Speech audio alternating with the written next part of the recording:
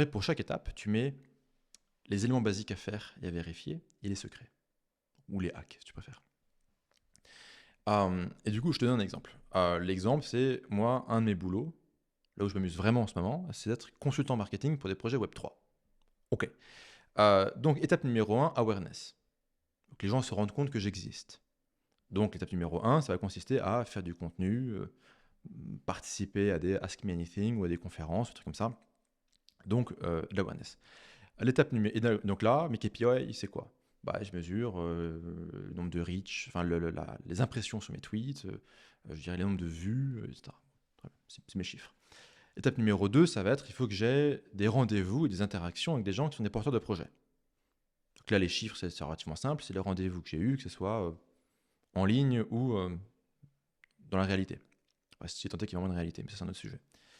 Étape numéro 3, ça va être les projets avec lesquels je travaille. Donc là, je travaille avec combien de projets et ça a rapporté combien de thunes. Ok. Donc là, donc voilà. Après, les KPI globales de mon business, c'est combien je dépense, combien je fais rentrer dessous. Ça, c'est simple. Pour chacune des étapes, il y a les basiques. Alors, typiquement, sur l'awareness, les basiques, c'est est-ce que j'ai tweeté aujourd'hui? Est-ce que j'ai fait une vidéo? Est-ce que j'ai écrit un truc? Est-ce que j'ai envoyé un email, etc. Et les secrets, c'est des trucs plus subtils en mode, par exemple, est-ce que je peux, dans mon cas, je dirais, capter l'intention. Un secret, ça pourrait être, vas-y, je vais capter l'intention d'un projet en faisant une analyse de ce projet, en voyant les vulnérabilités marketing. C'est une astuce. Et tu vois, et du coup, pour chacune de ces étapes, je vais avoir les basiques et les secrets. Ce qui est vachement cool avec les basiques et les secrets, c'est qu'en fait, tu peux commencer à déléguer. C'est du coup, tu vois, les mecs, ils savent, ils ont des trucs basiques à faire ou à vérifier qui sont faits. Si ça suffit pas à avoir de la croissance, ils vont chercher les secrets. Donc, tu vois, toutes les semaines, tu es là, tu as tes chiffres en cours de semaine, tu dis, OK, on n'est pas dans les chiffres. Cette semaine, on n'est pas bon. Donc, si on n'est pas bon, ok, on regarde si au niveau des basiques, on n'a pas raté un truc. Il n'y a pas un truc qui marche plus, qui est buggé, on s'en fout. Okay.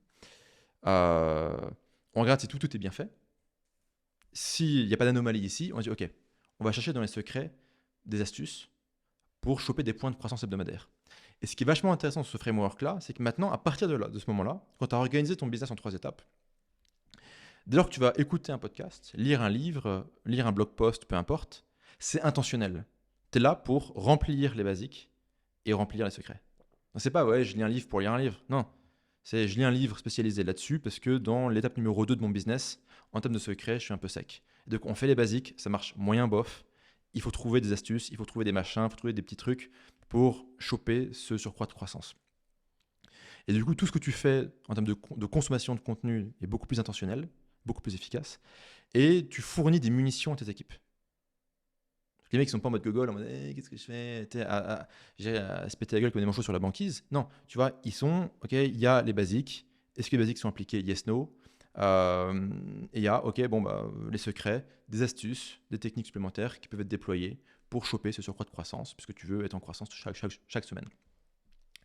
Et donc, en fait, quand tu organises ton business en 3 étapes, putain, la vie, elle est simple.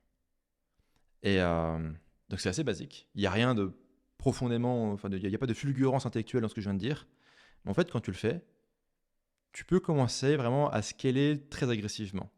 Mais c'est là où je pense que les gens vont me rejoindre et vont commencer à voir ce que moi je vois chez toi. C'est que tu viens d'expliquer quelque chose de très compliqué que la plupart des gens n'arrivent pas à comprendre, mais tu l'as expliqué simplement et on peut l'appliquer.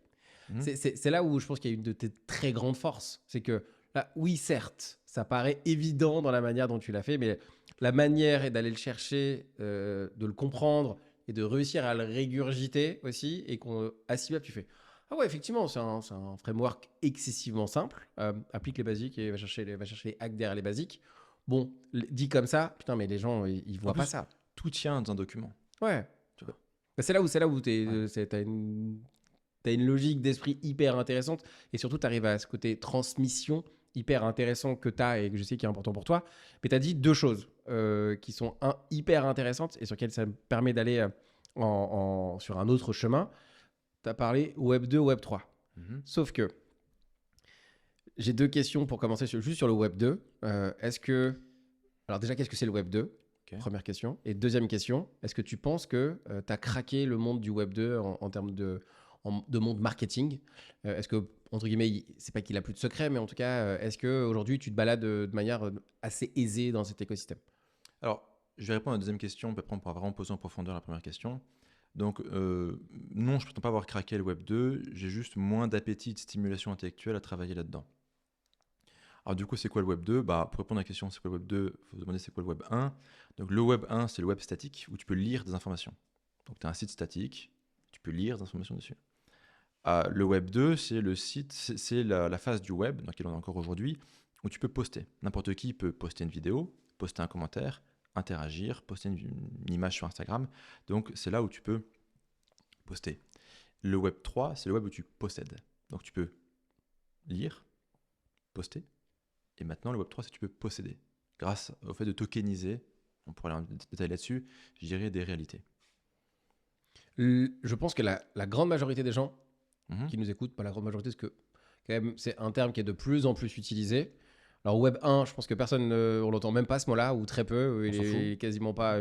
Web 2, il y a des gens qui disent Web 2, genre ils savent qu'il y a une histoire de méta à un moment qui a essayé de faire un truc. Mais Web 3, si on n'est pas dans la sphère et qu'on ne maîtrise pas le sujet, c'est de l'ordre genre, tu parles d'un monde qui, pour la plupart des gens, je pense qu'il Ok. n'existe même pas, quoi. En gros, le Web 3, c'est le web de la crypto.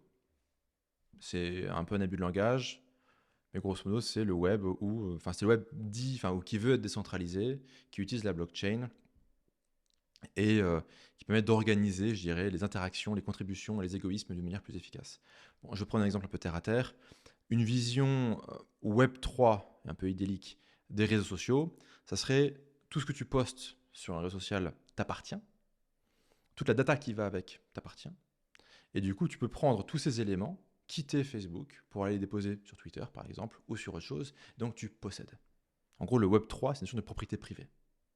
C'est, tu vois, je prends un autre exemple. Ça passe mieux avec des exemples. Tu joues à un jeu vidéo. Dans ce jeu vidéo, tu as un personnage. Ce personnage, il a, je sais pas, une cape, une épée, un pistolet, un machin, une maison, un truc comme ça. Tu as acquis ces éléments, soit en achetant des choses dans le jeu avec tes cartes de crédit, soit en parcourant des étapes dans ce jeu pour débloquer des trucs. En fait, ces trucs-là, tu ne les possèdes pas. Dans la vision Web 3, tu possèdes ce personnage, tu possèdes la cape, tu possèdes l'épée, tu possèdes le pistolet, tu possèdes les maisons. Et tu peux les sortir du jeu, les acheter, les revendre, les échanger, mais tu peux aussi les mettre, enfin, tu peux aussi les déposer comme collatéral, puisqu'ils ont une valeur économique, donc tu peux les déposer en collatéral pour prendre un emprunt contre cette cape ou cette épée. Alors ça paraît un peu con comme ça, mais c'est juste pour comprendre la philosophie. Et cet emprunt, bah, tu peux l'utiliser pour, je sais pas, acheter une ferme dans la vraie vie et produire à bouffer parce que ta cape et ton épée ne vont pas te nourrir. Enfin, si, elle peut, parce que Finalement, tu si. peux la vendre, Ouais, si, ouais. ouais. Mais, ou autre exemple, imaginons, tu vois, tu prends aujourd'hui les régies publicitaires. Donc, tu vois, tu prends des régies comme Taboola, Outbrain, Google, qui est une régie publicitaire. Bah, tu as un mec qui veut acheter l'espace publicitaire et un mec qui vend l'espace publicitaire.